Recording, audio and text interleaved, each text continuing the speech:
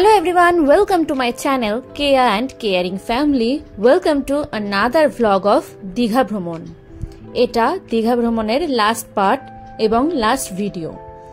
তো আগের ভিডিওতে তোমরা দেখেছিলে আমরা তাজপুর গেছিলাম, মন্দারমণি গেছিলাম।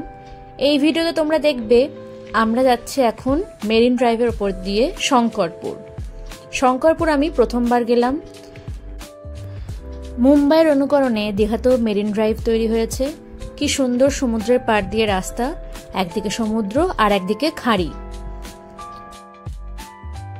Please follow me on Instagram.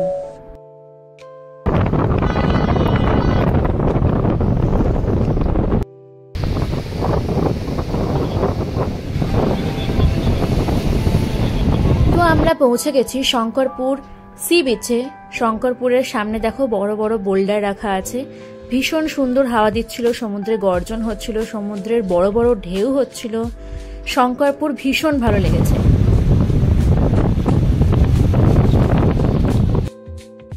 সামনে অনেক বসার জায়গা।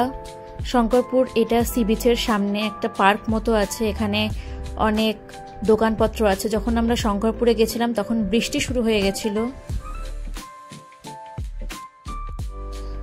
তো এইখানে খুব সুন্দর ভাবে বাঁধানো আছে জায়গাগুলো।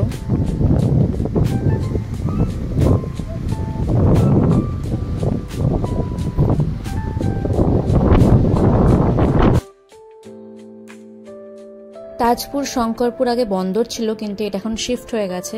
দেখো একদিকে সমুদ্র আর একদিকে ঝাউবন। আমার এই জায়গাটা ভীষণ ভালো লেগেছে।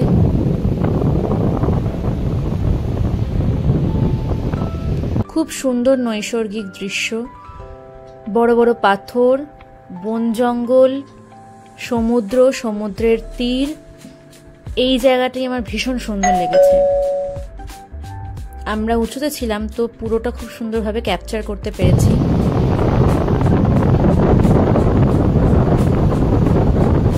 তোমরা জানো যখন আমরা দীঘা গেছিলাম কত বড় বড় ঢেউ হচ্ছিল, জোয়ার চলছিল। তো তারই প্রমাণ দেখে নাও, ভীষণ বড় বড় ঢেউ হচ্ছিল। আমরা তো সমুদ্রে নামতেই পারিনি।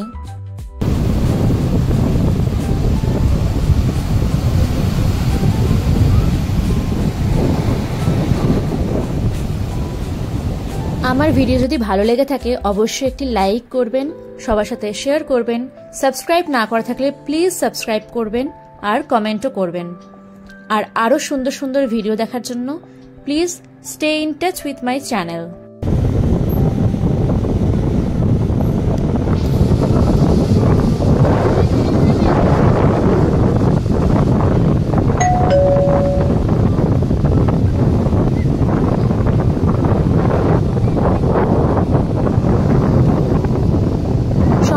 আমাদের ঘোরা হয়ে গেল।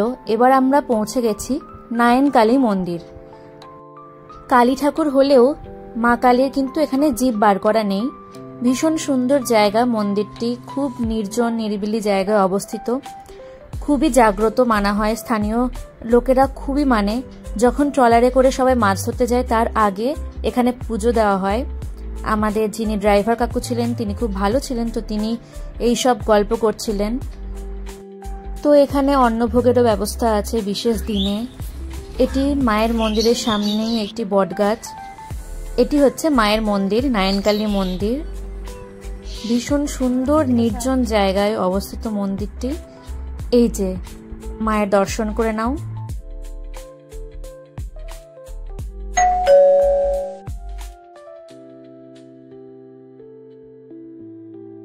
আমাদের দীঘা ভ্রমণ হয়ে গেল। এবার আমরা যাব স্টেশনের উদ্দেশ্যে। তো স্টেশনে যাওয়ার পথে এটাই হচ্ছে দীঘার মোহনারই একটি অংশ, যেখানে ট্রলাররা দাঁড়িয়ে আছে। এখানেও নদীর জল চলে আসে, এটি সমুদ্রের সাথে মিশেছে। এখানে সব ট্রলারগুলো দাঁড়িয়ে থাকে যেগুলো যাবে মাছ ধরতে। দেখো কত ট্রলার। আর এখানে খুব আষ্টে গন্ধ ছিল, কারণ এখানে যেহেতু ট্রলারগুলো আসে তো তখন এখানে গন্ধ হয়ে যায়। আর এখানে হচ্ছে ম্যানগ্রোভ অনেক গাছ। সামনে যে গাছগুলো দেখছো সব কটা ম্যানগ্রোভ গাছ। এখানে এদের শ্বাসমূল দেখা যাচ্ছিল গাছগুলোর। এই জায়গাটিও আমার ভীষণ সুন্দর লেগেছে। মোহনা, সমুদ্র, ম্যানগ্রোভ গাছ, দূরে দেখো সমুদ্র দেখা যাচ্ছে। আর এটি হচ্ছে নদীর অংশ। যখন ট্রলারগুলো যাবে এই নদী দিয়েই সমুদ্রে গিয়ে মিশবে। আমরা যার গাড়িতে করে সারাদিন ট্যুর করছিলাম, আশিস কাকু, তার নাম্বার দিয়ে দিলাম, তো তোমরা যদি যাও তাকে কন্ট্যাক্ট করতে পারো। তো 4 দিন ঘোরা শেষে এবার আমাদের বাড়ি ফেরার পালা। এখন আমরা দীঘা স্টেশনে আছি, ট্রেন আসবে, আমরা উঠবো, তারপর যাব বাড়ি। তো ট্রেন ছেড়ে দিয়েছে, ভীষণ মন খারাপ হচ্ছিল, কিন্তু বাড়ি তো যেতেই হবে, আবার কর্মে ফিরতে হবে। So thank you for watching my video.